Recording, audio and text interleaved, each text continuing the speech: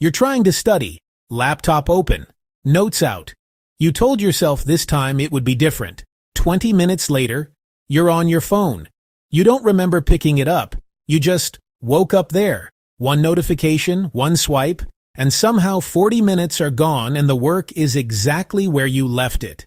And here's the part that actually hurts. You've already tried everything.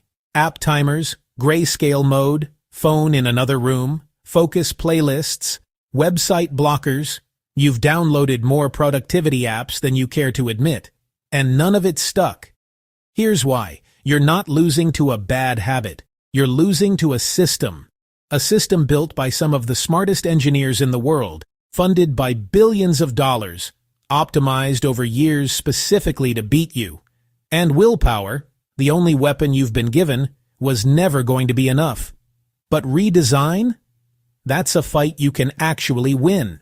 This is part 3 of the Indistractable series. You already know your phone is a problem. You don't need another video explaining dopamine hits or screen addiction. You know, you've known for a while. What you don't know, what nobody's actually explained, is why every solution eventually collapses. You delete the app. You re-download it 3 days later. You set a screen time limit. You tap ignore limit without even thinking about it. You go on a digital detox for a weekend. Feel incredible. Come back Monday and within a week you're back at 5 hours a day. Every time it fails, the conclusion is the same. Something is wrong with me. But that's not what's happening. What's happening is you've been treating the symptom, the phone, the app, the tab, and leaving the system that generates the urge completely untouched. The system doesn't care how disciplined you are. The system is the environment. The 237 notifications in your pocket right now. The apps designed to feel like they can't wait. The social pressure of a group chat that makes silence feel like abandonment. You can't resist a system with willpower. You have to redesign it. Here's the number that should make you feel a lot less like a failure. 237. That's the average number of notifications a person receives every single day. Not emergencies, not messages from people who love you, apps, group chats, email threads, news alerts, sale reminders, random timers you forgot you set. 237 individual signals, each one engineered by a team of people whose entire job was to make you respond. And every single time you glance at one, even if you just look and put the phone straight back down, research shows it takes an average of 64 seconds for your brain to fully return to what it was doing. 64 seconds. 237 times. That's over 4 hours of fractured, half-present, interrupted attention. Every day. Before you've made a single decision to get distracted. 4 hours. Not because you're weak. Because the system is doing exactly what it was designed to do. But here's where it gets stranger.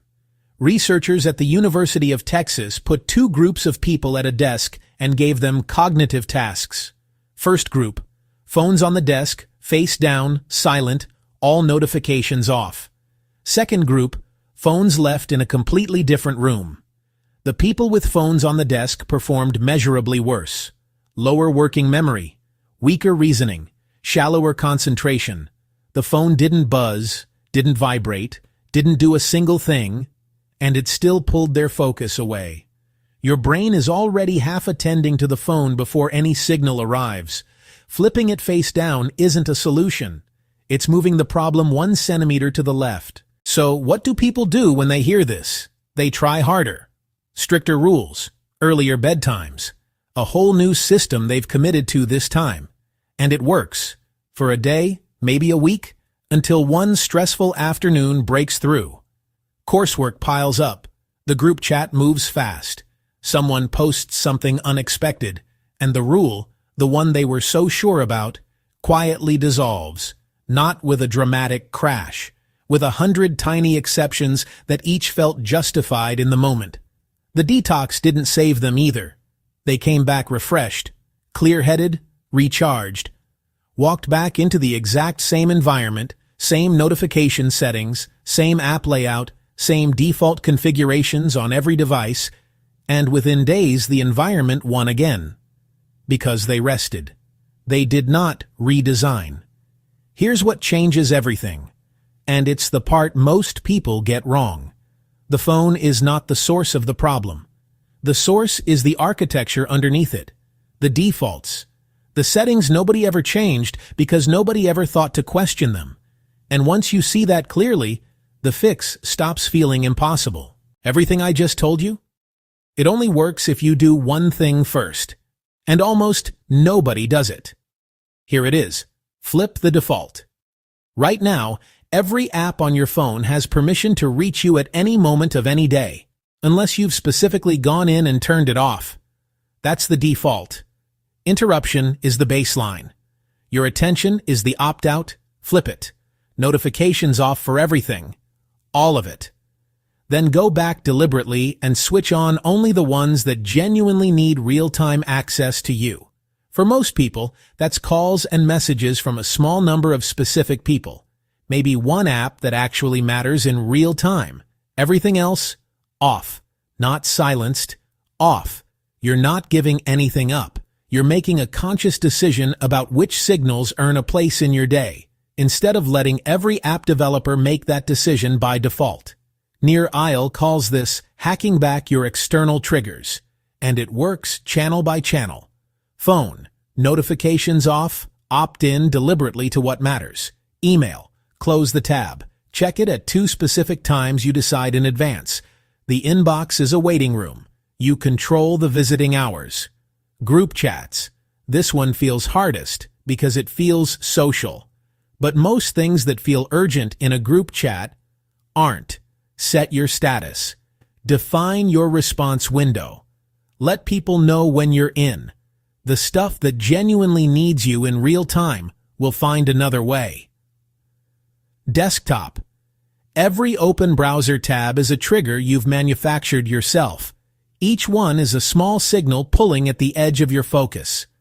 One tab at a time. Close the rest. The friction of reopening something is usually enough to prove you didn't need it. The book that built this entire framework, Nir Eyal's Indistractable, goes much deeper on each of these. The affiliate link is in the description. Doesn't cost you anything extra, just keeps this series going. Now, here's the layer that breaks most people's systems even after they've done all of this. But here's what nobody tells you. What we've covered so far? That's the easy part. Because there's an entire second category of external triggers. And they don't come from algorithms. They come from people. Your flatmate knocking on your door mid-deep work. Your manager messaging on 3 different platforms at 9 p.m. Your friend who notices you read the message but didn't respond. The group chat that makes silence feel like rejection. These aren't app design problems. These are social architecture problems. And they're harder to fix. Not because the solution is complicated, but because it requires something most people find deeply uncomfortable. Telling other people when you're available. Not ignoring them. Not going off-grid. Just making your attention legible. Letting the people around you know when you check in, what warrants an interruption, and what can wait. Here's what research on workplace interruptions shows. When people are interrupted mid-task and push through to compensate, working faster to make up the lost time, they don't just lose the seconds they spent on the interruption. They come back working faster, yes, but with higher stress, more errors, a shallower quality of thinking than they had before they got pulled away. A 2-second glance at a notification produced the same cognitive damage as a 5-minute phone call. The cost wasn't the distraction. The cost was everything that came after it.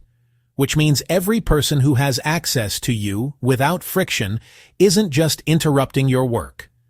They're degrading the quality of everything you do for the next 20 minutes, and most of them don't know they're doing it.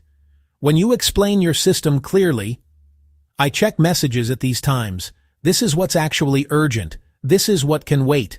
Most people adjust faster than you expect. The urgency you were dreading was mostly assumed, not real. But there's still one more layer underneath this. Because even with a clean environment, even with the notifications gone and social expectations managed, your future self will still try to negotiate its way out. On a hard day, on a boring afternoon, on a Tuesday when nothing feels worth it. And for that, You need a completely different tool.